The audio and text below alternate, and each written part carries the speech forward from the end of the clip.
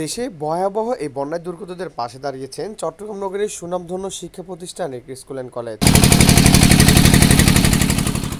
টানা বৃষ্টিতে বন্যার পরিস্থিতি চরম অবনতি হওয়ায় হাজার হাজার পরিবারের স্বাভাবিক জীবন প্রায় বিপন্ন হয়ে যায়। দেশের চট্টগ্রাম, ফেনী, কুমিল্লা সহ বিভিন্ন জেলায় বন্যা প্লাবিত হয়ে চরম বিপর্যয়ে পড়ে যায় লক্ষাধিক মানুষ। তাদের এই দুঃসময়ে পাশে দাঁড়িয়ে মানবিক কার্যক্রম চালিয়েছেন স্কুলের শিক্ষার্থীরা। এই বন্যা দুর্গতদের মানুষের জন্য গত রবিবার স্কুলের নিজ প্রাঙ্গণে প্রায় 500 পরিবারের জন্য শুকনা খাবারের আয়োজন করেন। সোমবার 26 আগস্ট সকাল থেকে কুমিল্লার বিভিন্ন বন্যা কবলিত এলাকাগুলোতে ত্রাণ বিতরণ করেন শিক্ষার্থীরা। উপহার তৈরি ও বিতরণ কার্যক্রমে আরও সহযোগিতা করেন প্রতিষ্ঠানের সহকারী শিক্ষক ও প্রাক্তন শিক্ষার্থীরা।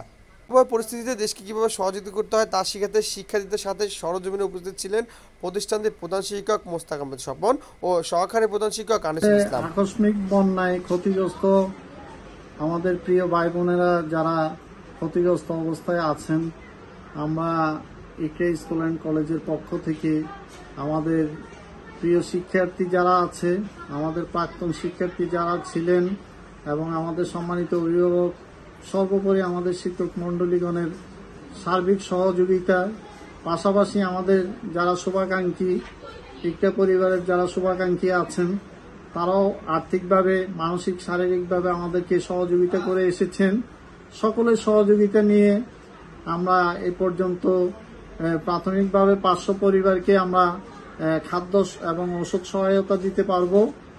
সেই আলোকে আমাদের কার্যক্রম চলমান। প্রাথমিক কার্যক্রম আমরা শুরু করেছি, ধারাবাহিকভাবে আমাদের কার্যক্রমগুলো পরিচালিত হবে। আমাদের প্রিয় ভাই বোনেরা, দেশবাসী যারা এই বন্যায় ক্ষতিগ্রস্ত হয়েছেন, আমরা সর্বদা তাদের পাশে থাকব। এটা একবার কেন, বারবার আমরা চেষ্টা করব তাদেরকে সহায়তা দেওয়ার জন্য।